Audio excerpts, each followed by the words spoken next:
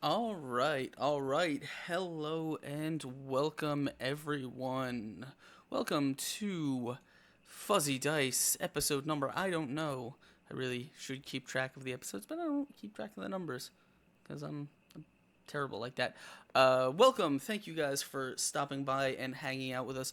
As always, I am your host, Askren, and today we are going to be just chilling, hanging out a little bit, and doing a Dungeon Masters topic grab bag because, as you can tell, I'm flying solo tonight. I got no guests on either side of me. It's uh, it's just a chill week. But don't let that fool you because normally this show, I have guests. I have really, really cool guests. And usually you can see their webcams either right here or right here. The fact that I don't have one this week is just sort of a scheduling issue. But don't let that fool you because next week, and we'll get to this when I hit the coming up segment at the end of the show. But we got some hot exclusive information for you guys. Things that you will definitely want to stay tuned for. Announcements about really cool guests and things that will just make you, I don't know, make your mouth water, make you excited. I don't know what happens when we announce really cool guests.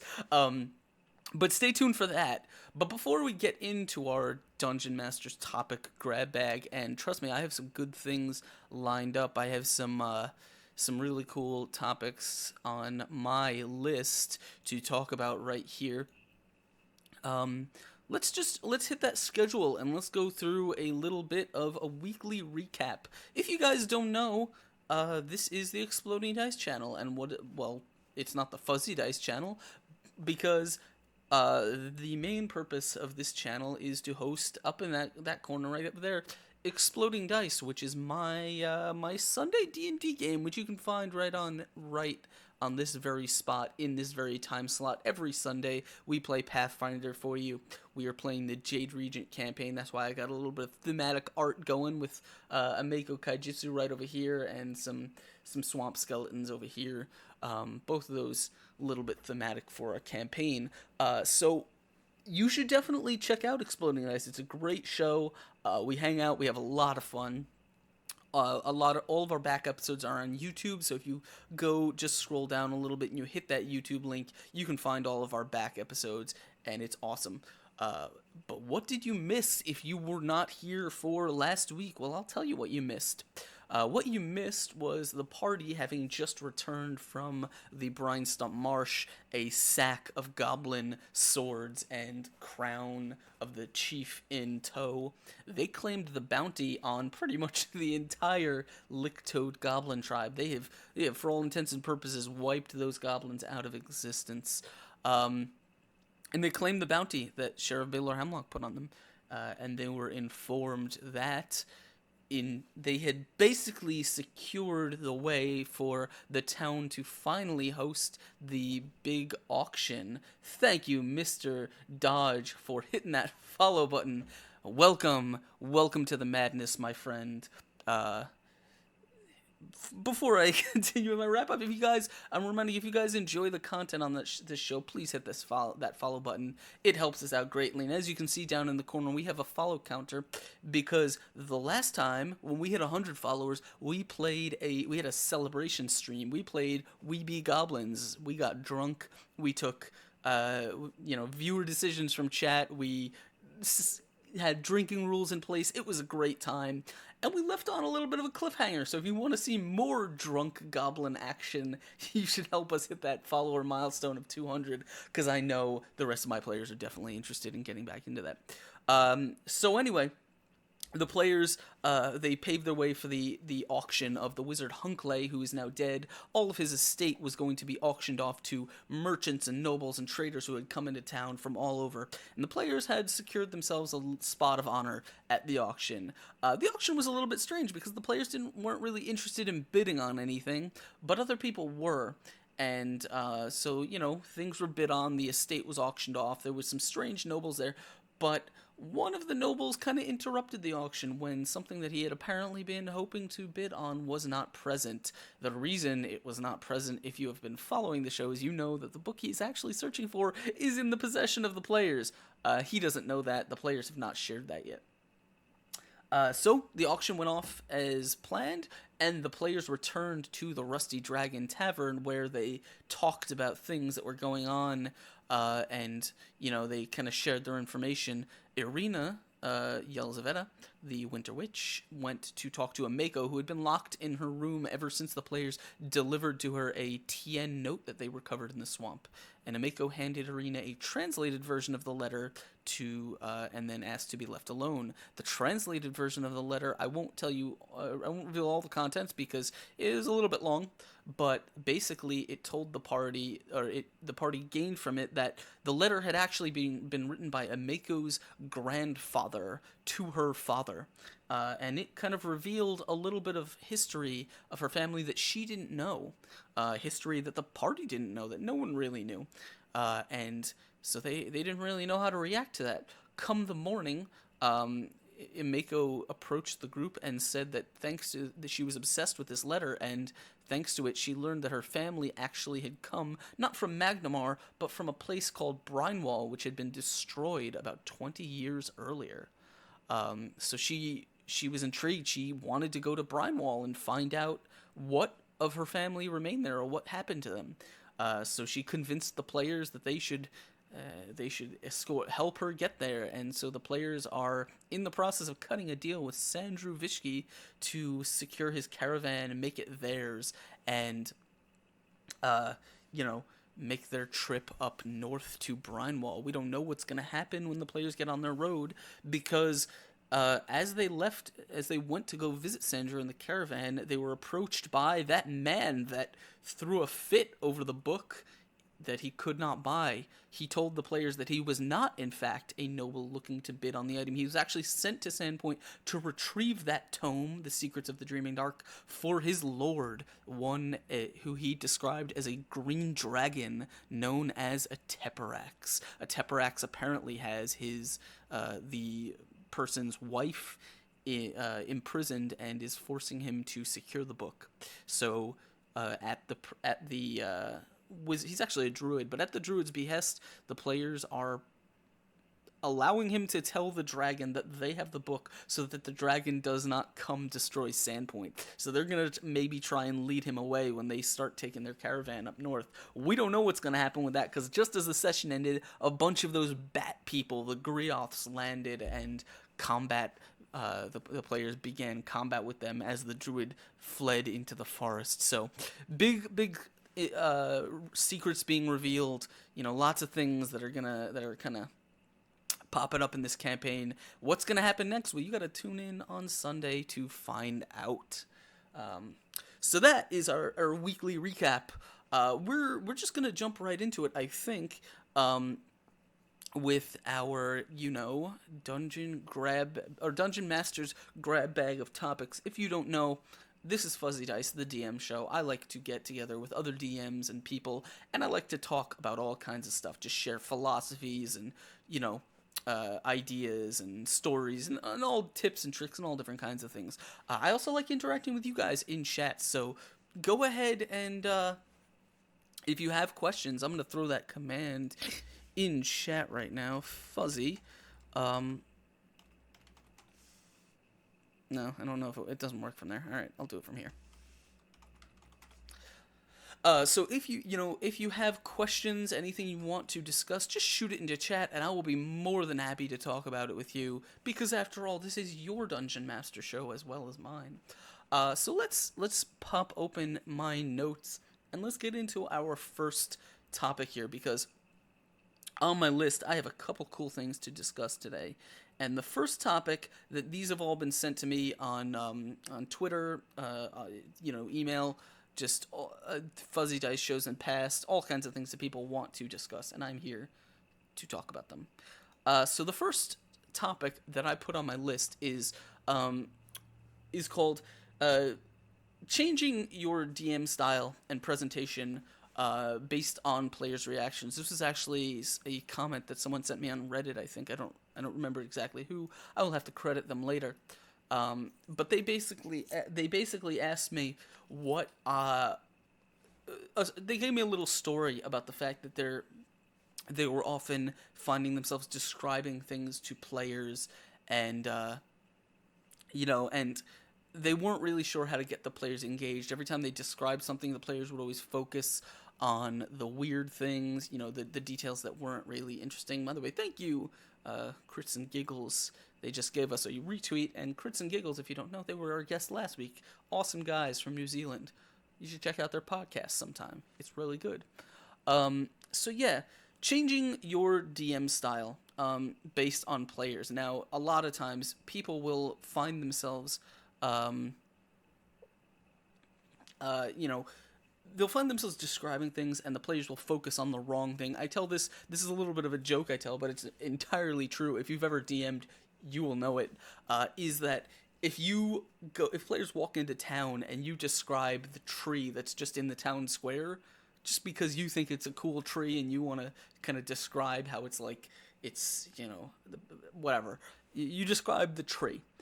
The players will focus on that tree because in their mind, this tree is important. This tree is the important thing in the campaign, and they will not let it go. So that's a thing the DMs have to contend with. So just on this topic of changing your sort of presentation style as a DM, the first thing I wanted to ask is it appropriate? Do you think it's appropriate for a DM to physically change the way they do things, based on the players' reactions? Or, I guess, another question would be, should the GM change, or should the players be expected to change? Now, I can only really give you my perspective on this, and personally, I think that that every DM should want to change the way they do things to fit their players. Not 100%. You always got to keep a little bit of yourself, but you should always be attempting to engage your players, and if that requires you approaching the way you describe things, the way you present information a little bit differently, that's entirely understandable. So I think it is kind of appropriate. It's kind of necessary in a lot of ways. I'll give you an example. I'll try to think of one here. Um, say the players are, say you're trying to kind of present a dungeon to the players, and they, they're going through the dungeon. You're describing the rooms, and at the end of it, like they fight a couple times. What's going on, Bleaky? Thank you for stopping by. So you're describing the dungeons. The players fight through it a little while. They encounter some traps. They're doing their thing, and then they're like, "Hey, DM, we're a little bit injured here. We want to stop and rest. We wanna bunk down and make camp and heal up." Um, Now, in their mind, that may seem perfectly reasonable because it's a dungeon. There's an empty room behind them, whatever. But in your mind, as a DM, you may be thinking, like, what are these guys doing? Do they not really understand how dangerous this place is? Like, are they not perceiving the enemies that are just wandering the halls? Or, are they not on the same page as me? And in that case, the answer probably is yes, they may not be on the same page as you. In which case, you may have to alter up the way you describe things. You may need to take pains to sort of present this dungeon as much more threatening than it really is. If, for example, your goal is to get players to stop feeling safe all the time. You may need to change up the way you present enemies. For example, maybe the players, maybe you want them to ask for directions or interrogate someone, and they just end up beating people to death all the time. You may need to change up the way you're doing things. Be it have the enemies just sort of at the end of the fight, if they're outnumbered, throw down their weapons and beg for mercy, or have the enemy just sort of mug down and kind of talk to the player. These are all things that, like, yeah, it's entirely possible that I think as a DM it's certainly appropriate. The other bullet point I have here is called expectations versus reality. And as DMs, we've all planned things out in our heads, whether it be an encounter or a set piece or like, for example, trying to think of a good just a good example from my games, but I don't really, none are really springing to mind. Oh, yeah, no, I got one. Okay, so in Rise of the Runelords, for example, there is this one little kind of vignette. It happens after the players kind of establish themselves as the heroes of Sandpoint, and they're just hanging around town. They're doing their hero thing, and one of the things says, you as a DM, like, just there's this girl, and she's a little bit promiscuous, and you should have her just go up to one of the PCs, like, when he's alone, when he's around town, and invite him, and try and basically get him to come back to her basement to kill rats. That's what she says, but it's really because she just wants to hook up with a hero of Sandpoint. And almost every time I've run or see this event run, the players always get crazy suspicious of it. The woman's like, "Hey there, you're one of those heroes of Sandpoint. I've got a rat problem in my basement. Can you come help me with it?" And the players are always like, "What? Like, no, that sounds creepy as hell. Like, I mean, she clearly doesn't have a rat problem, but why does she want me in the basement? Is she gonna stab me? Is this a cult thing? Like, what is going on here?" And so almost every time it happens, though for various reasons, but usually it's a similar one, the players will avoid it.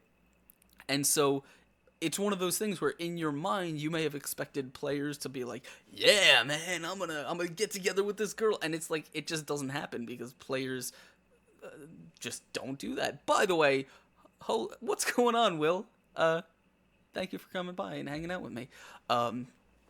So yeah, expectations versus reality. I think that's a pretty big thing for every DM to keep in mind. Uh, what when you have an event, something in your head that you are planning, yes, it's cool to kind of visualize how you think this event is going to play out, but I think it's also important to work through the problem in your head a little bit and think, like is this actually going to happen? If I expect my players to chase the, if they see a goblin just off on the road and the goblin is there to sort of lead them into an ambush, are they going to chase the goblin down, or are they more likely to do something else, like maybe just shoot the goblin from a distance, or just ignore him? So it's something like that where I think very often DMs may have to change what they've planned or what they've constructed in their head based on the players' reactions to it. If there is a goblin that's going to lead the players into an ambush, and you as a DM you plan this because you expect the players to sort of chase this goblin down, and then in reality they're just like, man, we don't need to follow that guy. Like, we're not going to follow him in the woods. It's obviously a trap. Then in that case, yeah, I mean, you might have to change up the way you're presenting these things. Think of them a little bit differently. You know, just keep yourself on your toes, and that's always important. And the last dot, the last bullet point I put on here was, should the DM change or the players? And this is obviously one I want to talk. I think you guys should sort of, if you're in chat, you should definitely give me your opinions on, because is it always the DM's responsibility to sort of mold himself into the expectations of the players, or is the DM allowed to have his own expectations from the players? And if so, do you find yourself often trying to sort of push push your players towards interacting with things in ways that you maybe want them to? So for example, if players sort of avoid obvious plot hooks or obvious traps sometimes, do you think it's appropriate to sort of maybe reward them a little bit, or kind of cajole them into following those plot hooks? Or should you as a DM change up your style specifically to hit them in a way that they're definitely going to bite on, which is kind of hold their breath and say, well, I built this character, and this is this is why I built my character, so you should give me opportunities to succeed. And that's entirely a valid thing for a player to say. But at the same time, I think players also sort of have a little bit of responsibility to work with the DM. There's a video. They, for example, want a lot of combat, or they put a lot of points into diplomacy, and they really want opportunities to talk enemies down. And you throw, just anything you can think of. They may sort of be like, kind of hold their breath and say, well, I built this character, and this is this is why I built my character, so you should give me opportunities to succeed. And that's entirely a valid thing for a player to say. But at the same time, I think players also sort of have a little bit of responsibility to work with the DM. There's a video, I'm trying to remember off the top of my head, but it may be Matt Colville? I don't remember. It's either Matt Colville or the other guy, the Bacon RPG guy.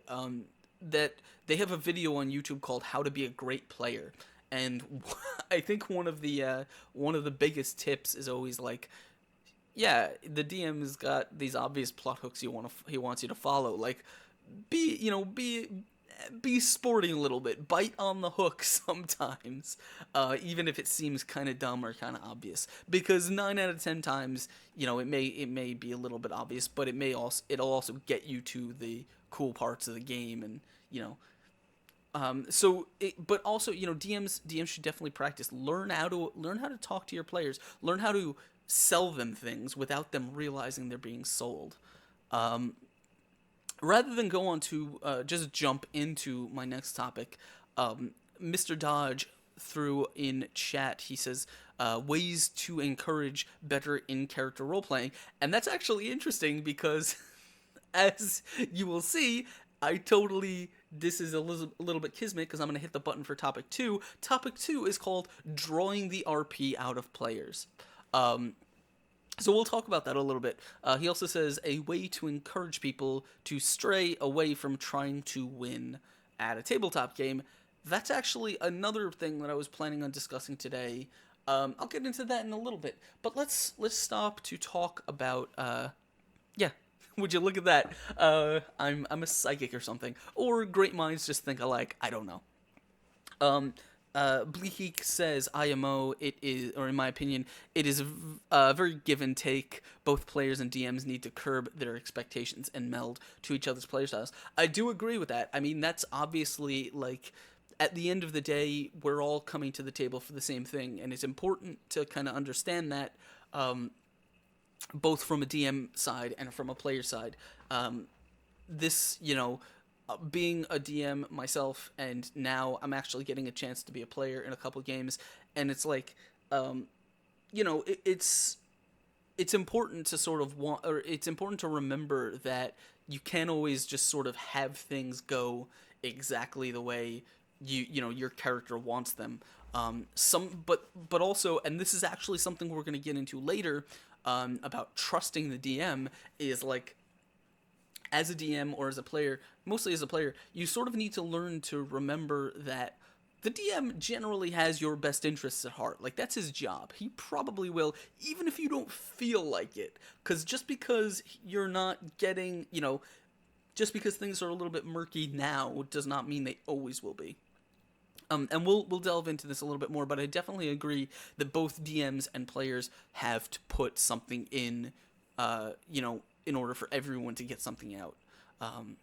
Players, but I do think players have a little bit of a responsibility. Like, be a good player. Don't be a lazy player. Like, be active in trying to get things out of the campaign, and that means working with your DM.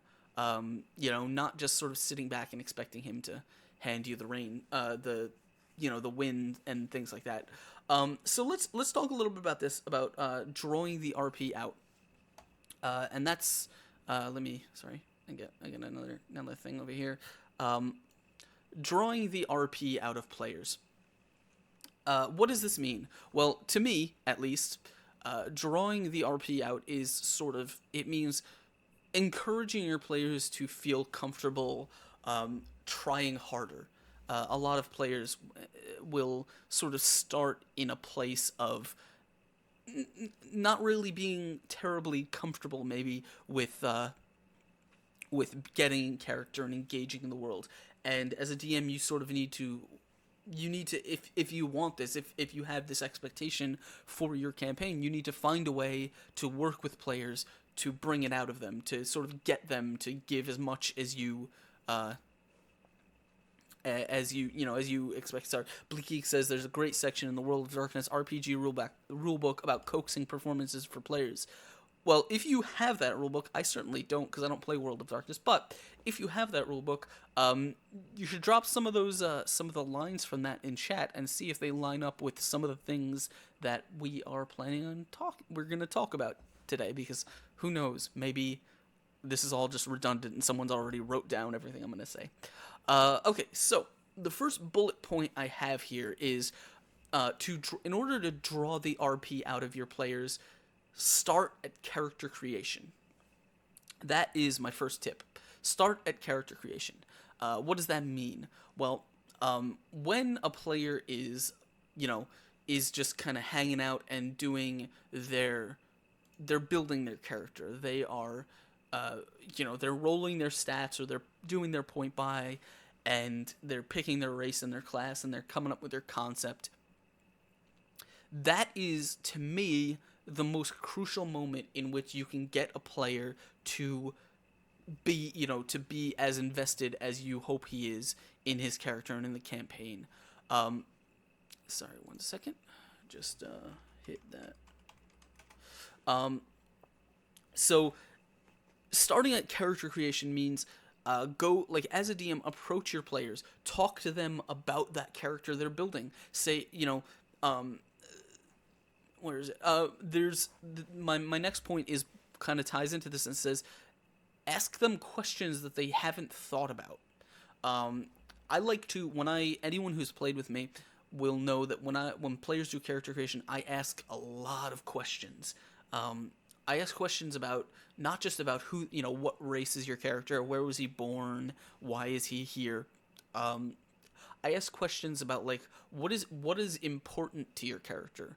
What kind of like are there any events that shaped who he is and kind of help define who this character is going forward? And most importantly, what are this character's priorities in in life? He's kind of lived through this campaign, so a player should have like a character should have priorities. He should have things that are important to him, and things that a goal. So here's the way I like to think about it, and I like to encourage players to think about it. Say we're starting a campaign. We're starting a level 1 campaign, and it's just going to be completely, it's the generic, we're going to start in a small town, and we're going to go save the world from an evil wizard or something like that. When I bring a character into this game, into this campaign, at first, it's it's not like their goal is not going to be to save the world. They're not going to be here specifically to save the world. So it's important to sort of have a real goal for that character. So why is he in town? Well, maybe he's in town because he wants to, he was an apprentice blacksmith and now he's too old and he can't afford his own blacksmith shop. So he went out into the world to just sell horseshoes. I don't know. Or maybe he's looking to enlist in the military, or maybe he wants to start a business, or he wants to be a traveling poet or writer. There's 100 million ideas, and they're all great, but the important thing is that the character has a goal that has nothing to do with the campaign. Why? Because character arcs, a character's story, is specifically what that character wants to do being affected by the events of the campaign. So a player can't account for what's going to happen in the campaign. They may be able to if they know it already, but in that case, play something different. But a player can't account for what's going to happen, so the events of the campaign should shape them in ways that they don't really expect. And so having a goal, like having something that they started wanting to do, allows you to come back later and say, okay, so now you've been through this goblin invasion, you helped this other town fight off these orcs, you investigated this cult, you've done all these things. Are your character's priorities still the same? Do you still want the same things out of life? Or have you now, has your attention now shifted elsewhere? Are you now all about saving the innocent from orcs? Or are you now, I want to uncover the magical treasures? But it's important to start at character creation to sort of build these ideas into the player's mind and have them thinking, okay, what does my character want to do? My character wants to go out and be be the world's greatest scholar. How does this, now they get to think, how does this affect, how he interacts with people, what he does, the decisions he makes. So start at character creation and ask questions that they haven't thought about. When a player presents a character to you, you should always be able to come up with questions to ask, things that they maybe didn't think about.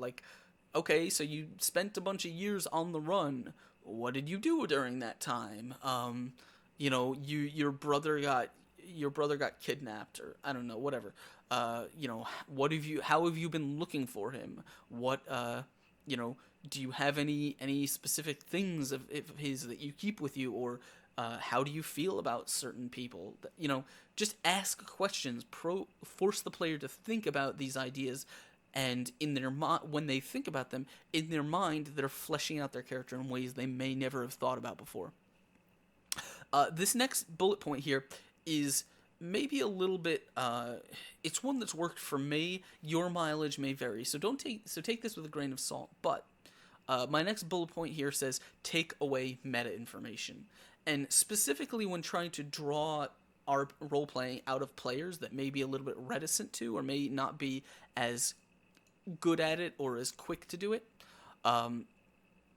Taking away meta information can be a huge help, and what I mean by that is remove from the player's control or the player's knowledge anything that would that would cause them to think about their character in a way that isn't their character. So, for example, taking away meta information maybe means stop talking about experience points. Like don't say, okay, you killed the goblin, you got 100 XP. Another way that I've had success with is doing hidden rolls. The players in my games roll they roll their skill checks, their perception, their this and that, diplomacy, bluff, all that kind of stuff, and they don't see the results because seeing the result, I think, would be a little bit too meta. It doesn't, like, rather than seeing that they rolled a 1, instead, the only thing they have to focus on is the information that the DM is giving them, which means at any given point, they know exactly as much about what's going on around them as their character does. And that may help them stay in the mindset of that character more. That's a personal success that it's worked for me. It may not work for you. Your players may not be as open to that. I know it's something players may need a lot of a lot of adjusting to in certain cases. So then the other bullet points I have here are pretty simple. The last one, or the next to the last one, is treat their characters like a person. And I'm sure you guys can empathize with this. Is when you want to encourage someone to roleplay more, to roleplay better, to just put a little bit more effort in, it's always important to don't refer to that, like, don't refer to the person, refer to the character. Treat treat them like their character is the one who's sitting there talking to you. It may seem like like basic stuff, like obvious to a lot of DMs, but to some DMs it's not, to some newer DMs specifically. Sorry, one second. It's, they'll talk to the player, and it's like, I don't, when I'm DMing, you see me all the time saying, like, all right, Irina, what are you looking at, or what are you doing? Or Devneros, who I like, or specifically, I'll only ever really talk to the players in character. I try not to do third party, like the bartender says hello and would you like a drink? Like, no, the bartender's gonna be like, hello, you want a drink? So that's a weird outfit you got there. It's, again, it's really, really simple stuff, but it helps the players kind of be present in that moment and be there, think in terms of their character. Because if you address them, they're more likely, like, if you address them specifically, they're less likely to just respond with a kind of out of character third person response, and then say, like, or if you say like hey, what's that hanging on your neck? The player's not going to be like, my character says this is the amulet from his father. He's more likely to be like, oh, this is my father's amulet. Yes, I wear it to remember him. Something like that. It's simple, but it's powerful, I think. And the last tip or the last bullet point I have here is give them an example to follow.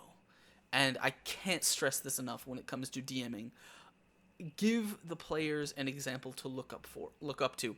Whether, like, when you want your players to get in character and do, voices and kind of act more, the only way they're going to feel comfortable doing that is if you, as a DM, make that a normal thing. I don't ever want, like, as a DM, I don't ever talk in third person. I always try, and if I can, talk from the perspective of the NPC. Give them a voice, give them mannerisms, act a little bit. I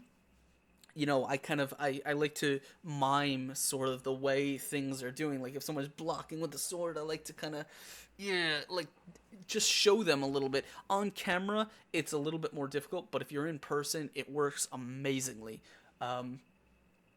Give them an example to follow, because once you do, they're so much more likely to, to make that, like, to want to do it more. If they see you doing voice acting, making these NPCs really, really cool and really fun to talk to, they're more likely to be like, okay, maybe I should put a little bit more effort.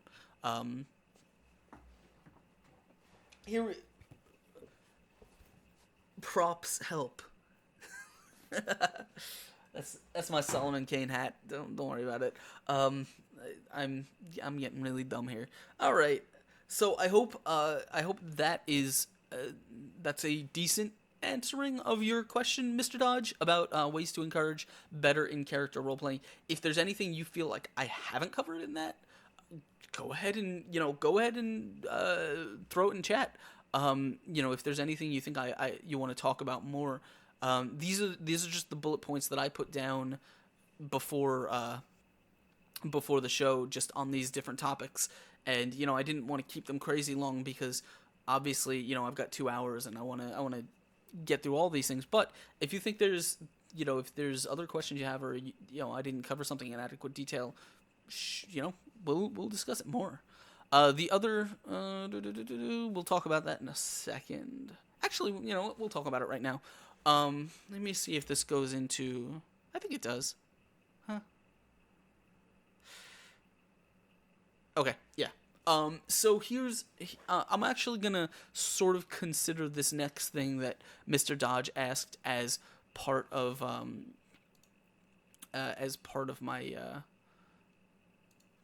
my fourth topic, I guess it would be, which I'll just put up on the screen right now, called rewarding player effort. And this was a topic someone sent me on Twitter, specifically saying specifically asking about how about if they should they wanna reward the players who kind of put more effort into their game, and maybe the players that try harder in roleplay, or the players who get into character better or something. They wanted to try a system where they sort of rewarded that player with experience, or whatever. And so I wanted to talk about it a little bit. And the thing I wanted to talk about is specifically here: should players who try harder be rewarded? That's a really simple question, or it seems like a really simple question, but I think it is not as it's not as innocent as it seems, because let's say you as a DM give out experience, like you give out just a little bit of experience reward for role playing. So like a player does this really cool in character speech, like they're facing off against an enemy, and he's like, "You killed my father, and I will never forgive you. Prepare to die." I'm assuming it's cooler than that, but you get the point. And so you're like, "Oh man, James, that was a really cool speech. That was really in character. I'm gonna give you 50 experience for that." Do you think as a DM it's all right to sort of reward that, in the sense that, what if you have players who are not as comfortable doing things like that? What if you have players whose character wouldn't do things like that? What if, I, for example, in my Friday game, we're playing Curse of the Crimson Throne, and I have a player who is usually very, very quiet. He's usually sort of just in the back of the group doing a whole lot of nothing. And that's not because he's not a good role player. He is. He's played different characters before. It's just that this particular character is is a silent dude. He's a dwarf. He doesn't talk a lot. He's not good at talking. He really has no reason to be up kind of bantering with NPCs. So if I were to give out rewards, he's certainly never going to get one, because there's very little that he's ever going to do that is going to be one of those standout moments. And it's, do you think that's fair? Do the other players think that's fair? And my next bullet point says, do you treat all players equally, regardless of how skilled they are or how much effort they put in? For example, should a player who is not very good at role playing, let's say he's a little bit awkward and he just can't get into character, should NPCs, should the game react to him in the same way that it reacts to the guy who is always sort of upright and in character, and he talks with a, he puts on an accent, and he gets in the NPC's faces, and he'll use, he'll talk his way through a whole encounter. Should those two players be treated equally in terms of reward, or should the one player who puts more effort in level faster? Should he get more gold? And then, how do you reward them? How do you reward players? Experience points, treasure, bonuses on their rolls, like advantage or +2. I know DMs often give like +2 or, to their next roll or something for really good roleplay, which is fine. I think that actually may be a part of drawing the RP out of your players if you find that that's a necessary thing. Personally, I try not to, because I think that in general, when you sort of reward good roleplay, in quotes, what you're doing is you're sort of setting up a system, I think, where players will possibly, and I'm not saying this will happen, but possibly try and game the system in a little, they'll in it's the same way that I think D&D 5e's advantage mechanic is all right. I think it's not the most amazing thing in the world, because like what I've seen is every round tends to be players sort of jockeying for advantage, like doing everything they can to always have advantage. And I think if you reward players specifically for for role playing, like with bonuses on their rolls and stuff in combat, you may run the risk of making that the goal. And I don't think that, like, the goal should never be like, I'm gonna roleplay so I can get a bonus on my roll. The goal should be, well, I'm here to play D&D. I want to roleplay. That's why I'm going to roleplay. If you don't want to roleplay, you probably should not be playing D&D. That's my opinion. That's not don't take that as gospel or anything. But everyone is certainly entitled to run the game the way they think is fair. But yeah, that's one of, sorry, typing something. That's kind of my opinion on the subject. How specifically, Dodge asks how specifically to encourage people to stray away from quote unquote trying to win. And I think that's kind of an interesting topic, because if you have watched my games, you'll know that my pace tends to be ridiculously slow. Character progression in my game happens very slowly. We spend a lot of time role playing. We spend a lot of time just interacting with people and doing simple things like talking to NPCs or holding an auction. One of my players kind of made an offhand comment that we spent like 20 sessions and 20 weeks in Sandpoint, but to me, that's not a negative, because it's it's 20 weeks of telling this part of the story that needed to be told. So how do I get players away from trying to win? Generally, I do it by not indulging that. If they intend to make an overpowered character, if that's going to be their goal, 9 out of 10 times that player's not going to be playing at my table. Mostly because I have made the attempt to screen that out when I'm recruiting players. But if for some reason I end up missing it, I do end up missing that, and I do have a player at my table, and you may end up in this situation because, for example, you're just playing with your friends and you don't really have the luxury of recruiting people and screening them and stuff. What you may need to do is you may need to sort of put that player in such in a place where, like, it really doesn't matter how hard he tries to win the game. It's just not going to happen. So, like, there's no way to win at an investigation if the players need to hunt down a killer or something. Like, there's no way to win that. It's, yeah, you can do well on your roll, but you still need to put together the information. I think that to me is, I don't think that's necessarily something a DM can solve just through his own effort in the game. Like, I don't think a DM can solve the problem of having a player that thinks that way just by running his game a certain way. I think that's something that the player and the DM need to talk about. And this is something that when you ask for DM advice, it will come up a lot, and that's talk to the player. Because there's nothing really that you can do from a sort of a passive aggressive standpoint of like, okay, he's gonna build an overpowered character, well, I'm just gonna throw overpowered enemies at him, or I'm just gonna never, this person wants to max out their diplomacy, well, they're just never gonna come up against an enemy that they can use diplomacy on. To me, that seems like that's a very passive aggressive way of handling the situation. It doesn't solve the problem; it's just antagonistic.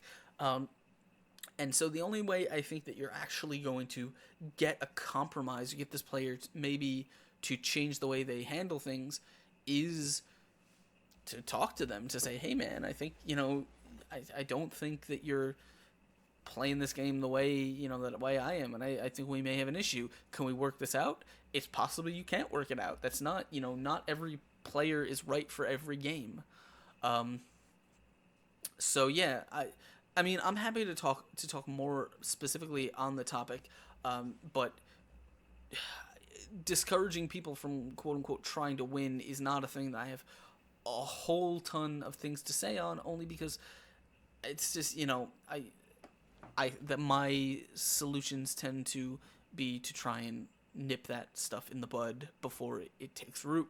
If it already has taken root, then my advice is, talk to that person and try and work it out of game. Don't get into a habit of, butting heads and trying to solve this problem. All right. Did I go over? Yes, I did. Oh, right. Okay. The last bullet point I have here may actually help with the encouraging the players to not try and win thing, but it may not. It's up to you. My last bullet point says, encourage play for play's sake, not reward. And this is I say this mostly because it's my philosophy. It's my philosophy that players should be there for the game. They should play the game because they want to play the game. Not because like they just want to see their numbers increase or something like that. So encourage play for play's sake. And how do you do that?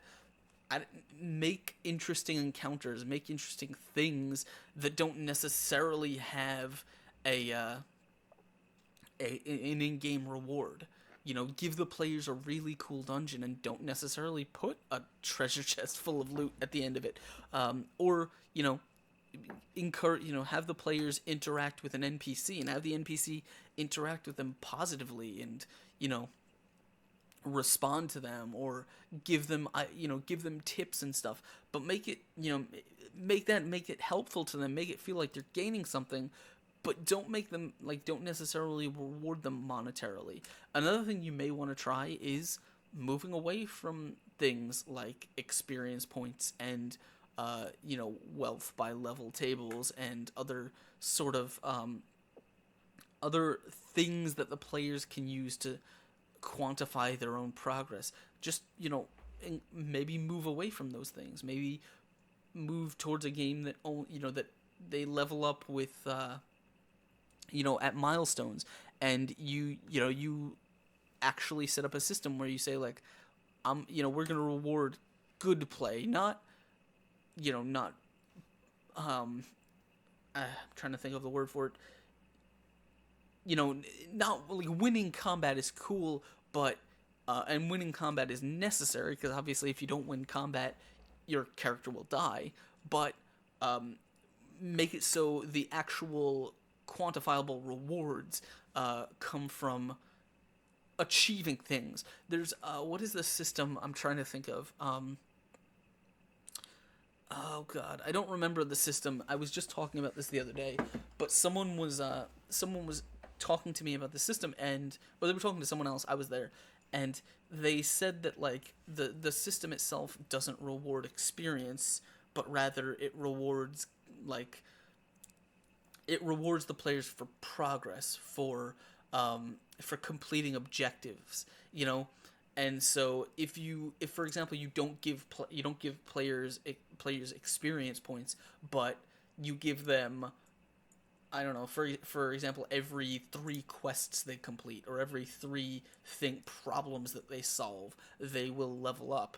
That's a thing where you're now encouraging the players not to just hack through things for the sake of it, because a quest, a goal, accomplishing a goal could take as long, for example, if let's say their goal is to figure out who is the leader of the Thieves Guild. Well, in order to do that, they may need to do 3 different subquests, and each of those subquests may have combat and puzzles and things that they need to solve, so that like the actual goal, the actual thing they accomplish is, it needs to be done, but they're not going to get a reward until they finish the whole thing. Like I said, in my games, I don't use experience points. We level up when when it makes sense in the story. Um, and I don't know. It's been successful for me. The players stop thinking about XP. They stop sort of playing for the sake of getting XP, and they sort of just focus on interacting with the characters, and what's coming next. So, may work for you. Try it out in your games. Um, yeah, milestone experience is basically is there are a lot of ways of doing it. I don't consider mine milestones so much as it's just like the story's going to progress and you guys will level up when it's right. The thing is, levels in my game tend to come very slowly because I tend to pad the story out with a lot of content. So your mileage may vary. All right. Let's give me a second. I'm just doing. I'm gonna throw a thing on Twitter real quick. But yeah, let's get some of that fuzzy going.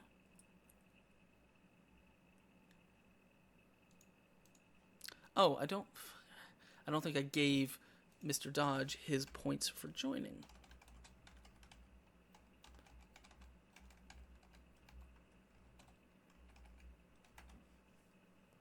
If you guys don't know, you get experience points for hanging out with us in the chat, and when you hit that follow button, you get 2,000 experience. That instantly kicks you up to level 2 because this is D&D and we have experience charts. So go ahead and bet your experience in the dungeon. Test your might against Dice Thulu. It's a lot of fun. I am just going to sort through my stuff right now, and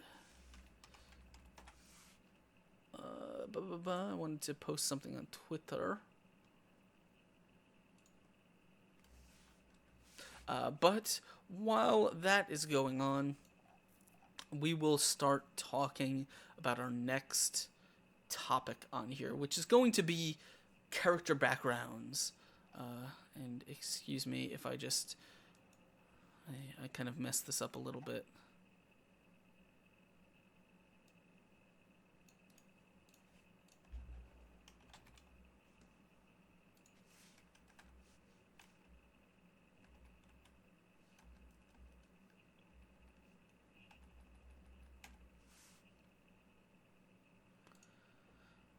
All right, there we go. If you guys are hanging out in chat, please go ahead and retweet us. Get your friends to come hang out and talk. Oh, looks like dice camera action is over. Well, hopefully they will come over here. I don't know. We'll see. All right, so new topic. Right. So our next topic that we are going to that we are going to discuss is right over here, and it's called character backgrounds. Keep them in their place. And what does that mean? Well, what does that mean? Let me open my notes and get my bullet points here. What that means is, I wanted to talk, because this is actually a question that I get a lot. People will always ask me, how much background is too much? What should I put in a character background? What makes a good character background? And it's a very complicated topic, so it's one that I wanted to discuss a little bit more in depth here. So, character background. How much is too much? This is a question I will gladly share with you guys in chat.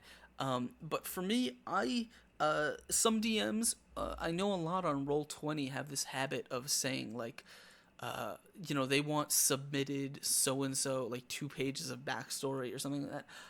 You will find, if you ever play with me, and I hope some of you do, because I like playing with people, that came out wrong, you will find that I tend to prefer short backstories, character backgrounds. I prefer simple ones. Don't go overboard with the detail. Don't create tons and tons of stuff for, tons and tons of stuff for players to, or as a player, don't create tons and tons. Sorry, I get lost when I try and read something at the same time as I'm talking.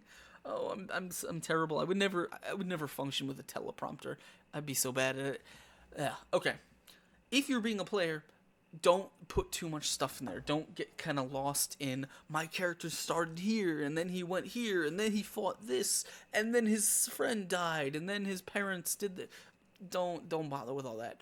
What you should do is you should stick to simple things. If your character's level 1,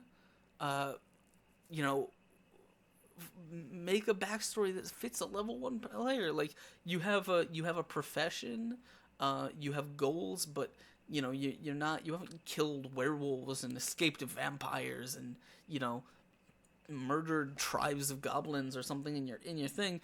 Just keep it simple, because what I think a lot of players do is they fall into the trap of trying to build a complete character in their backstory, and that's not what a backstory is about. A backstory is all about creating the block from which the player will grow, and hopefully over the course of a character arc, the character, like over the course of the campaign, the character will grow into a full character, a fully fleshed out personality. But they don't need to be that at level 1. Just let it be a nice simple character, and all that, everything will come afterwards. So what is my next bullet point here? And this is one that you DMs may need to, this is one you DMs may need to kind of talk about a little bit, do you alter the campaign to focus on a player's background? And it's something I hear a lot, because a lot of times newer DMs will ask me, they'll say, hey, so my players submitted their backgrounds and the campaign was supposed to be about them traveling through time and stopping, I don't know, Mundane from getting the gem of immortality, I don't know, Ultima 2, whatever.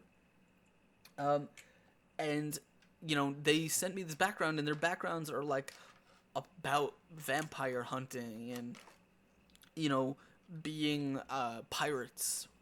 And like, do I have to change the campaign so it focuses on them? And my answer is maybe. It's up to, as a DM, it is up to you, but it's important to have that sort of, that flexibility, because perhaps if all of your players get together and they're like, oh man, you're a pirate? Man, that's really cool. I think I'll be a pirate too. That as a DM, you're like, you're not gonna think, oh, well, all these players, they're getting together and they're making a crew of pirates. But my campaign is about going, and stopping an evil lich. So screw their pirates. I'm gonna make them stop the lich. Um, you know, you don't need to do that. You can say like, oh, you guys want to play, you guys want to do a thing about pirates? Well, okay, we'll make the story about, about evil pirates, or you guys were whatever. You used to be pirates, and then your ship got captured by Captain Evilbeard. Um, or and that's one end of the coin. Or you can not do that. You can say like, okay, well, you guys are trying to build this crew of pirates, but remember that the campaign that you guys signed, you guys joined, that I told you I was running, was about an evil lich. And so if you guys are all playing pirates, like, that's not really the game I want to run. And then in that case, maybe you'll have a conflict. Maybe you'll have a thing that you need to talk about with the group. Do they want to? Are they more interested in their pirate game, or are they more interested in, can they work with something else? So do you alter the campaign to focus on the player's background? Yes or no. It's up to you. What I tend to like to do is I tend to like to take, like, I'll encourage players to make simple backgrounds, to make very, very, you know, very concise things that generally focus on a specific area or a specific thing. And I never let a player bring a character into the game without sitting down and talking to him about that character and helping out and making edits to that background myself, because sometimes they may write a background about, like, hey man, I have my character's from so and so, and as a DM you may be like, oh, that's cool, but I've got this city, the city over here that maybe might work a little bit better for you. And it's like, okay, you want to be a rogue character, maybe you're from here instead of over there. So I like to talk to players about that. But I do like to, if I can, find ways to work in the player's background to the story. For example, one of the players, and this is a little bit of spoilers because it hasn't happened yet, but one of my players in the Exploding Dice game is from Irisin, and Irisin is a nation to the north of Verisia. Now, the campaign isn't normally supposed to go to Irisin, and I don't know if it will yet. It may, it also may not. But one of the players decided that it would be interesting for her to go north with the caravan because perhaps she could work out some backstory stuff in Irisin. Now, I don't know yet. We'll have to find out, because as per the story, they're supposed to, they've got things in a different the neighboring country. But if I can write something interesting and we can work it out, then maybe the caravan will take a detour through Irisin, in order to work out this player's backstory. The caravan is also passing by Riddleport, but we don't know if we're going to work out one of the players' backstories there, because the driver of the caravan does not want to go to Riddleport. So, so we'll see. I like working players' backgrounds into the campaign if I can. I think it's great. It works. If you can do it without sort of changing too much, then I say absolutely go for it. All right.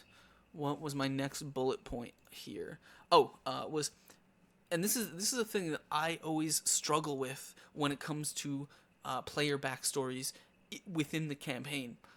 So we know that you're going to be, you're going to be doing. We're already going to be handling your backstory. For example, in my Friday game, I have a player whose backstory involves his younger brother, being kidnapped, and he is supposed to be looking for him. Now, I know that at some point in the campaign, he's going to have to find the brother. We're going to have to solve that issue. The thing is, I don't know when, because the question is, how long before it's resolved? Can you, is it something the player will just sort of forget about? And if not, is like where do you where do you put this element in the story such that it has the most impact and it works the best for you. Um, a an example of this, I think, is, well, it's a bad example. I don't want to use that. But it's like you very well like a lot of DMs I think will be tempted to have the players work out their backstory, go off and solve the problems and work out their backstory and all that stuff, um, early on in the campaign, and there's no need to do that. Like, you don't necessarily need to have the player's long lost brother or the enemy from his past be killed and gotten out of the way, like at level 3 or 4. Like, you save that. You can save it for the end if you think it works better later on, or you just can't find a reason to to fit it into the plot until later on. So it's really up to the player. And here's the thing, though. Here's the next point, and this is something that definitely comes with planning things out, is make sure the player wants to resolve it to begin with. I've had players. I had a player in a campaign a while ago. He played a character who was framed for a crime, and because he was framed for a crime, he was estranged from his parents. And the it was one of those things where, like, does he actually want to get back together with his parents? Does he want to have that scene happen, where he where the player kind of gets this stuff resolved, and all of a sudden he's no longer a fugitive, and like, what does he do now? Make sure that that's something the player actually wants to do, because it could be something where they may say, like, no, I don't really want to get back together with my parents. So make sure they want to resolve it. And the last point I have here is, and I'm gonna go back and I'm gonna hit on these a little bit more. But the last point I have here is, when in doubt, ask what they have in mind. That same player, the one with the parents, we did this thing where the players ended up working with the guards, and they ended up killing the guy who had framed him. And because they were working with the guards, he sort of said something, and the guard was like, "Oh yeah, I know you did prison time. You were kicked out of the academy for this crime. But you've solved it now. We're gonna go ahead and purge your record." And it's like, okay, and so the player was like, okay, now I technically can go back to my parents and be like, hey, mom and dad, I'm not really a criminal. But it's one of those things where I had no idea what he had in mind for that. Like, did he want to go back and just establish relations with his family? Did he want his family to just accept him right away? Did he want to have to fight for their acceptance? Or did he want them to push him away so he has a reason to sort of stay as this adventurer, like, not really going back home? I don't know what he had in mind at that point, or I didn't. And so that's something that we had to talk about, and we had to sit down and we had to work it out. I did it at another point where one of my players was, he had a father that had run away with his younger brother, and the character's motivation was he wanted to hunt down this father. And I worked out a place where the father would be, would show up in the campaign, but the player kind of had a very, very different idea of what was going to go down when they finally confronted than I did. And so it's something that we had to work out. We had to talk about. We talked for a while, because in his mind something completely different was going to go down, and in my mind, like, he's going to kill the father, and he's going to take his brother back, and now the party's going to have this young guy that's going to walk around with them and do whatever. He's going to plot stuff later. But this player came to me. He's like, no, I wanted to have Bo, his character, die in the fight so that I could play, I could play the younger brother as a character. I'm like, what? That was, you gotta, like, these are things you gotta tell me as a DM, because that's not what I had planned at all. And so we had to have a conversation about that. But that's why you always have to ask your players, because I promise you, whatever is going on in their head is very, very different than what you will actually work out for them. It may be different in that they don't expect nearly as much as you will actually put into it, in which case it will be a lot better. But it also may be different in that it may just be completely different. Sorry, that was a very weird tweet. All right. So, I do want to talk a little bit more about backstory, because the thing about backstory is I like using it where I can. I like using players' backstories where I can, if they make sense. For example, one of my players has a very, very sick mother, and I'm able to sort of in the campaign where there's now a plague in the city, I'm able to use that sick mother as a catalyst to sort of get him to feel like the effects of this plague on the city, because obviously, he can see sick people on the street and they may not do anything to him, but him seeing his actual mother getting sick is much more evocative. But for me, I like to take, I like to take my time. I don't like to make the player's background the focus of the campaign. Like, I know some DMs are in the habit of, like, they won't really plan much, and they'll just take the player's backstories, and it's like, okay, this player was exiled from a kingdom, this player is a wandering mercenary, and this player is, I don't know, something about a dragon. Well, now the dragon is in the kingdom, and you guys are all, the quest is about you reclaiming the land and working out all of your backstories together. I don't really like that. That's not really my style. Only because when I write, I like to write in broader steps, and I like to write in things that are just that are a little less focused on the players being specifically, like, the campaign it has more implications than just the players' backstories, I think. And so that's why I tend to write things that are a little bit like their backstories will certainly get them involved, and will certainly be things that need to be resolved. Just they're not the only thing in the campaign.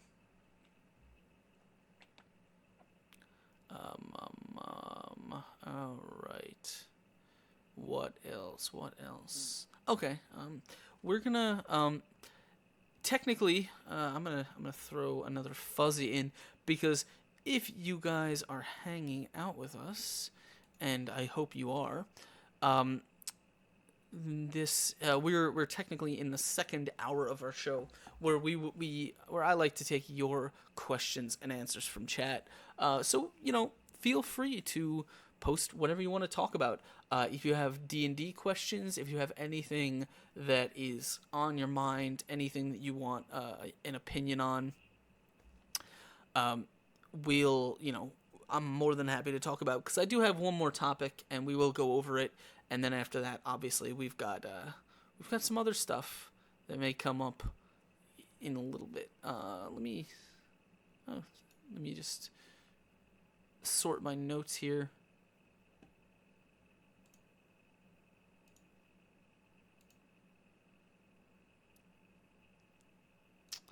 Who's even... I should start this earlier. I don't think it would matter, though. Tuesdays are a shitty day. Alright, so why don't I actually, before I go ahead and dive right into our last topic, I want to talk a little bit about, we'll talk about that. We've got some cool stuff coming up for you guys.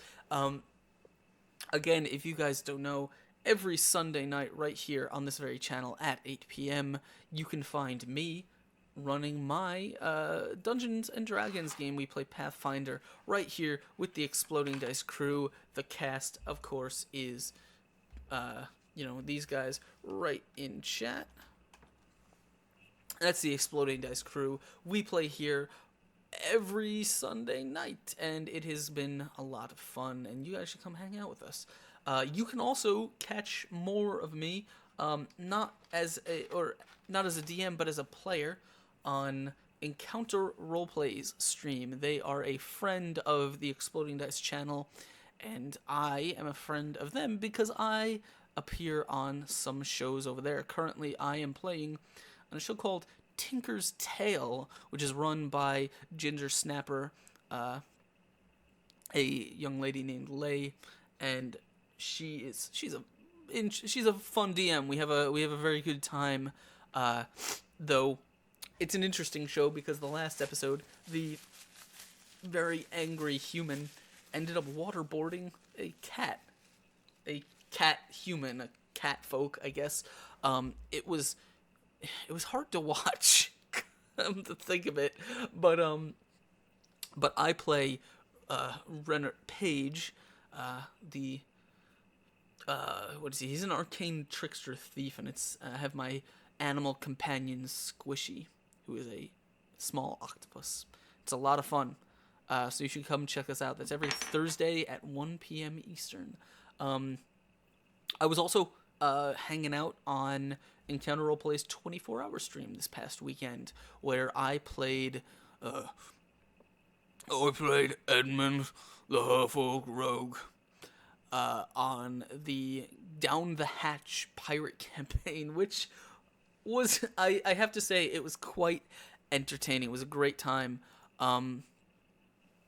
The game was run by the DM and showrunner for Experience Points, which is a YouTube video series. It's sort of like I guess it's a combination of a D&D actual play, and some other, and like a TV show. And he's on that show, and he was the DM, and it was a lot of fun. My character actually died pretty much as soon as they got into combat, but then due to the power of Saint Castratore, which I think that was not his name, but that was what we called him, was somehow resurrected and brought back to life, and is now an NPC, because he owned somehow this he was brought back to life as a sentient undead, and somehow he now owns the tavern of One Bar, which is the only bar on this island. But he owns it because the NPCs that that ran it were cultists, and they were going to kill us, and so we killed them. And the rest of the pirate crew didn't really want to spend their lives on this island running this bar, so now it is run by Edmund, the undead half-orc rogue. I hope that factors into their games in the future, because I had a lot of fun. Okay, so let's jump into the last topic here. And let me find it, my button here. Boom. Okay, so the last topic that I have on this list, as you can see right down below me, is called Giving Players Their Moment and Building Trust Between the Player and the DM. And this is one that I was interested in talking about because this is one that I think every DM probably at one point or another has to contend with.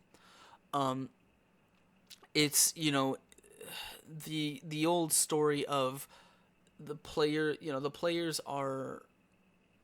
I think this kind of goes back to what Mr. Dodge said before, about encouraging people away from quote-unquote trying to win. And so, how do you do that? Well, one of the ways you can try and remedy that, and I won't say this is a surefire way, but I will say that it's possible. One of the ways you can try and win and overcome it, changing my music, is to build trust between the players and the DM. And what does that mean? What does building trust mean? Well, the players have to sort of trust that you, as the DM, have their best interests at heart. They have to kind of trust that when they build a backstory, that has, so I built a backstory about about this city that I want to go. You know, I had to run away from this city because a dragon attacked it. You sort of, you know, the player will, in their mind, they want this to be important because they wrote it. This is their character, and that means they need to trust that the DM will be running his campaign in such a way that these things will be important. They will be things that are worked out in the future. But as we said before, not every backstory detail is worked out, you know, is resolved right away. In fact, most of them aren't. Most of them take a lot of time. They build, you know, you build up to them, or they only happen later in the campaign when the player's more powerful. Obviously, if there's, you know, if your town got destroyed by a dragon in your backstory, you're not going to go face that dragon early on in the game. But players, I think, sometimes fall into the habit of not trusting that the DM is there for them. Like a lot of players will kind of figure the DM has, you know, is there to tell their own story, and, you know, the players are just on their railroad or whatnot. And it's not to say that doesn't happen. That certainly does.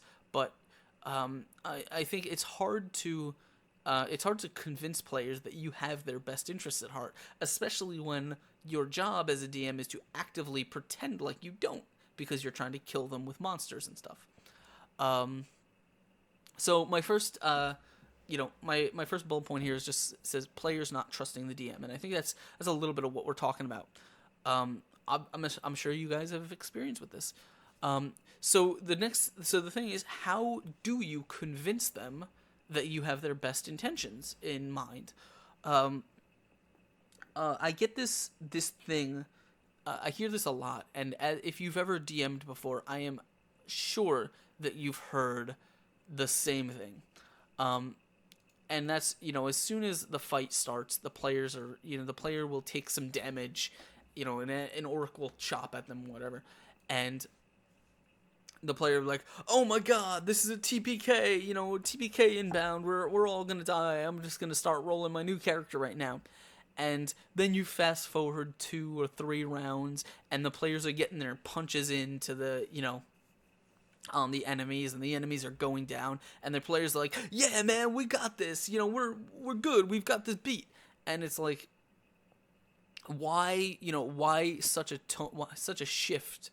And the reason there's those two conflicting opinions is because the players don't trust the DM. You know, they don't trust that you're giving them this encounter so they can be challenged, but also so they can come out victorious. And that's important. How do you build that trust? I think saying yes, or having the players succeed and making them feel good for succeeding, is a powerful tool in this. So, sorry, I'm adjusting myself in my chair a lot. So, you know, so you should give your players those successes, those things, like make them, you know, if they say they want to try things. I know a lot of DMs hear the sort of always say yes, and I don't agree always say yes, but I do agree that you should make the players feel like they're not competing against you. So if they say, like, I want to attempt to do this, I want to attempt to bust down the door, or I want to attempt to sort of jump onto the roof, allow them to try, and definitely give them a chance to fail, but don't make it preventatively hard, because they have to see themselves succeeding sometimes.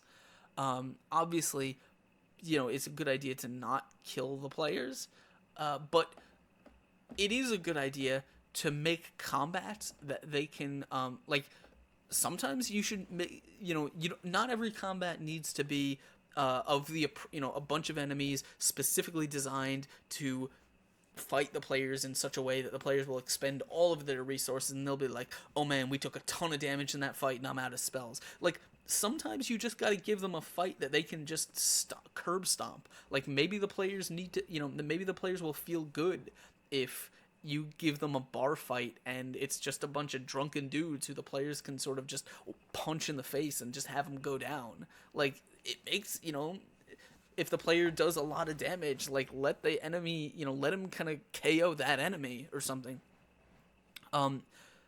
I don't think generally the DM should have to, should have to sort of bribe players into trusting him like that, but I think it definitely doesn't hurt. And my next point here says,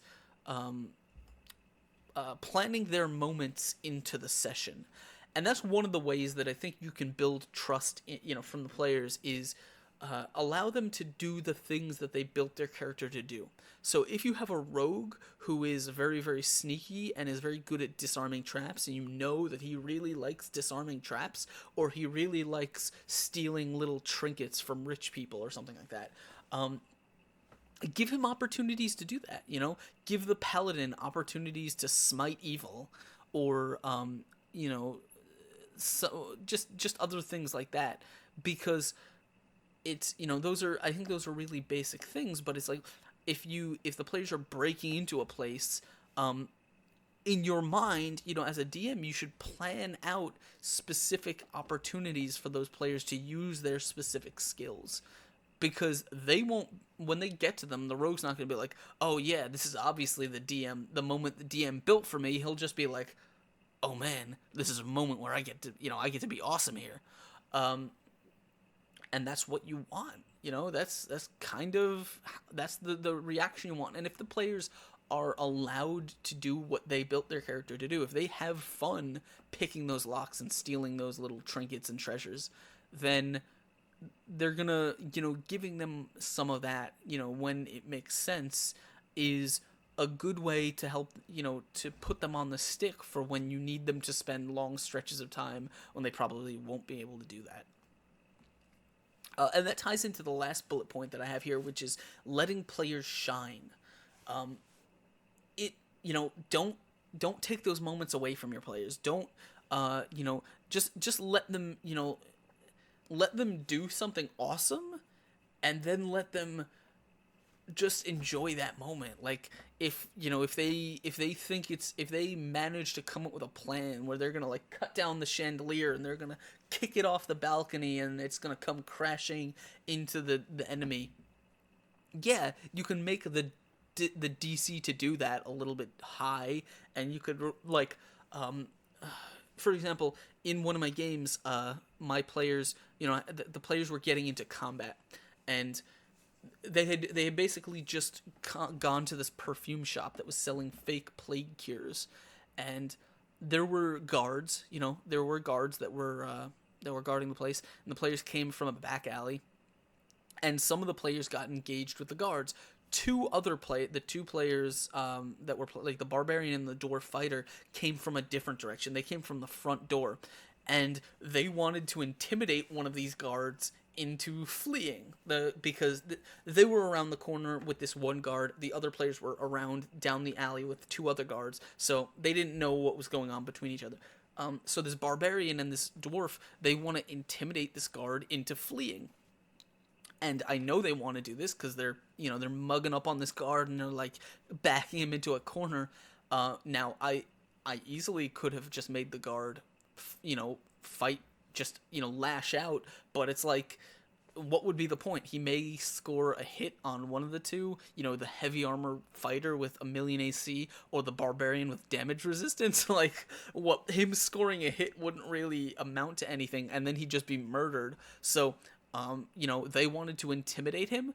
So just, make him flee, make him drop his weapon, be like, yo man, I'm just here for the money. It's just a job. And then, run, because these players are perfectly happy in letting this guy go, letting him pass by if he's running away. Like, they do it all the time. They let enemies flee. And so, and then they wanted to go into the shop, and the barbarian just wanted to trash the place, like smashing glass and stuff. And eventually they found a safe, and they wanted to crack it. Now, neither of them have lock picking skills. They just have a crowbar and a masterwork pickaxe. neither of those should really, in theory, be able to break open an iron safe, but they wanted to try it, so I allowed them. I said, both of you can roll me a strength check, assisting each other, and we'll see what happens. And it did take 2 turns, like they invested 2 whole rounds of combat doing this, but because they did it, because they chose to do it, and because they wanted to do that, and they were willing to invest the effort. Like, it's very possible that if I had said, okay, so in order you can't really drag this safe, it's too heavy, and you'd have to drag it down the street, and it would look terrible, and you get arrested, whatever. But you can try and open it here, and you can open it with strength checks. And if they said, okay, it's going to take both of us to roll strength checks to open this, no, we're not interested. We're just going to go do something else. They're perfectly welcome to do that, but because I gave them the option, that's me letting them do their thing. It's me letting them use their intimidate skill to turn an encounter around, or use their strength and their rage to sort of rip a door off an iron safe. Because those moments build trust, because now that they know that they will get those opportunities, they're less likely to sort of get bored or get tired when there are stretches of them, not having an opportunity to intimidate someone into surrender or something like that. So I think building trust with your players is a matter of. I thought it was. Oh, I just looked at the clock and I got a weird deja vu. It's a matter of letting the players have their moment and building some moments specifically for them. If you know a guy who loves to do diplomacy, build a moment where he'll get a chance to do that. If you know that one of your players loves to intimidate, don't have enemies who are always going to fight till the death. I think building trust with the DM and the players is a huge thing. And don't, as DM, I know, you're tempted to kind of want to do your own story and tell the story you want to tell, but allow the players to have their time, to do the things that they built their character to do. And don't do it begrudgingly. Like, let them do that specifically because, specifically in a way that services the story. You're the writer. Write those things into the story. And I think that's very, very important. We are coming up on the last little bit here. It is 9:40, so we've got about 20 minutes left. I know you guys, some of you have been hanging out a little silent. Some of you guys have shared some questions. For those of you who have shared, thank you. Thank you for sharing. If you haven't already, please hit that follow button. We appreciate it greatly, and you help us get to our next awesome milestone where we will be playing more drunken goblin games on the Exploding Dice Show. Sorry, I'm reading Twitter. People are being awesome on Twitter. So if you guys have anything you'd like to share before we kind of hit some last minute plugs and stuff and wrap up, please do. Please feel free to. We have been, for those of you who are just joining us or may, just to kind of recap, we have been talking about a grab bag of DM subjects here on the Fuzzy Dice Show this Tuesday. Which is, this is not really the normal format that we have, but that does not mean that we don't do a cool show. So for those of you who are just joining, who this may be your first Fuzzy Dice Show, let me just explain a little bit about what you can expect in the future. Normally, when we have the Fuzzy Dice Show, what I like to do is I like to have a guest on. This is sort of turned into a guest of the week show, which I certainly do not mind. I love having guests on. They've always been cool people, and we've had great discussions about D&D and all kinds of subjects. Usually my guest will be the host or the host of a podcast or another streamer. or something like that, like a blog writer, and we'll talk. We'll dedicate the first hour to just talking with them about different things, sharing DM philosophies and stuff like that, and then we'll dedicate the second hour of the show to live Q&A with you guys. So yeah, so this has been a little bit of a different format. So since we are kind of coming up on to the last little bit, let me tell you a little bit about what you can expect coming up this week on the Exploding Dice channel, because not only is this week really, really cool, but we have some crazy stuff planned for the future, and you guys are going to love every minute of it. I know it for a fact. So, first up, coming up this week on Exploding Dice, the party is starting up right in the middle of combat with a bunch of bat-faced Grioths, beings from another dimension. They don't know who quite summoned them, but they know they are here to kill. They also just learned that they are headed, or they just decided that they are headed to the town of Brinewall, about 250 or so miles to the north, via caravan. And so if they survive the encounter with the Grioths, they will hopefully meet with Sandru Vishki, the owner and driver of the caravan, to see if they can hire him, plan their route, and maybe get on the road.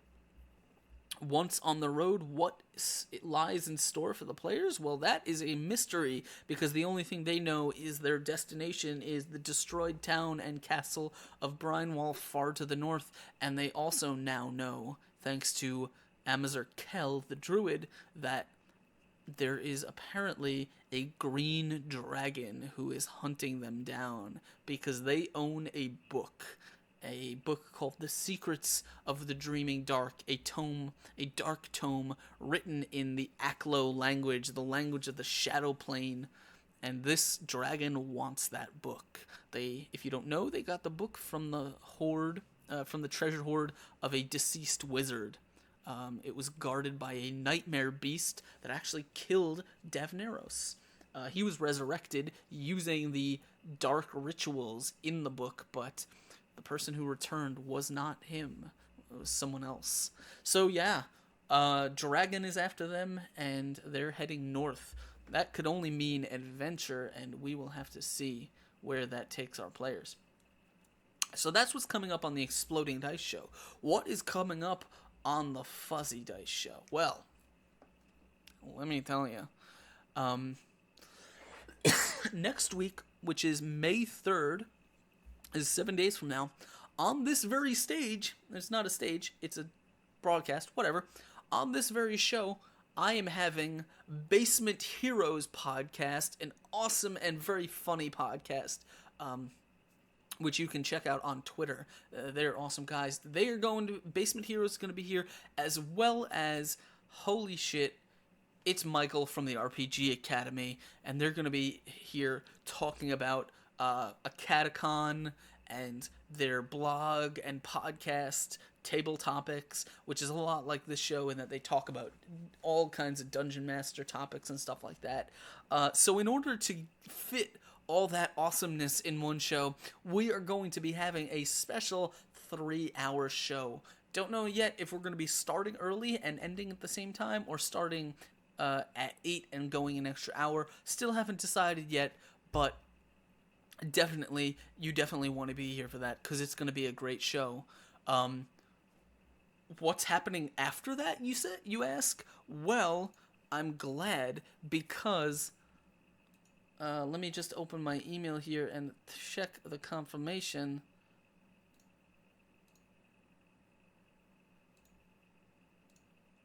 Yep. So, what's happening on the Tuesday, the 10th of May, right here on the Fuzzy Dice Show? Well, I've got Ben McFarland and some other people from Kobold Press, the awesome third-party publisher for Pathfinder and 5th edition, who publishes all kinds of cool campaign settings and race guides, feats. They publish all kinds of stuff that you can use in your your Pathfinder and D&D games.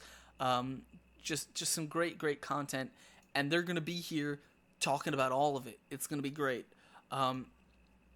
So you guys should definitely join me for that. What else? Who from Kobold Press? Well, right now the person that is 100% confirmed is Ben McFarland, who is I think he just had an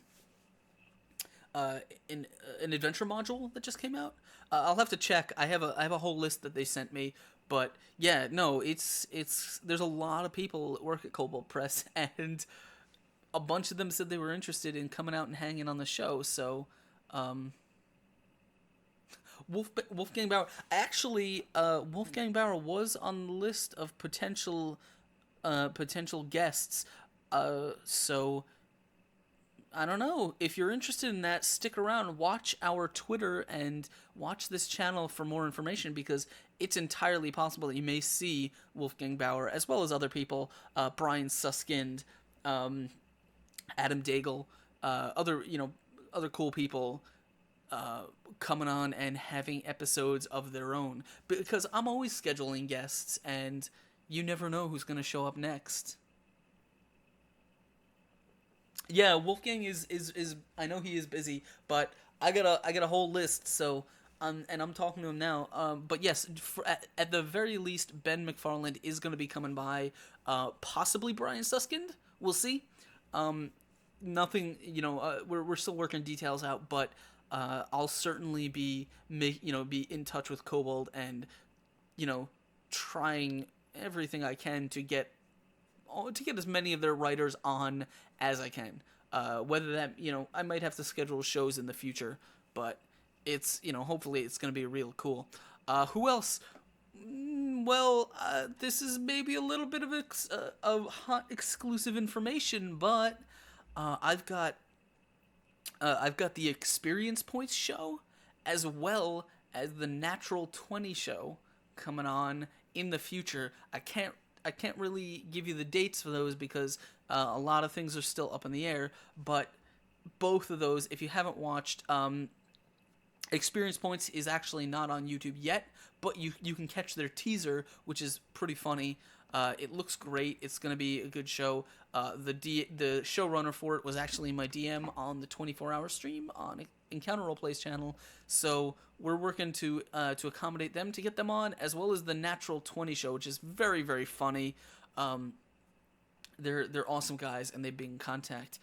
Also, keep your eyes peeled, because you may see who else may you see in the future. We may have Crit Juice coming on. Just some guys you may have heard about. Also, I've got probably in the next month or so, I've got Amanda Brandt from the Dead Dice Society, who's going to be coming on and talking about her new upcoming YouTube show. So lots of exclusive information being dropped here. Lots of crazy guests that we're gonna have in the future. And if you've watched my Twitter, you've seen.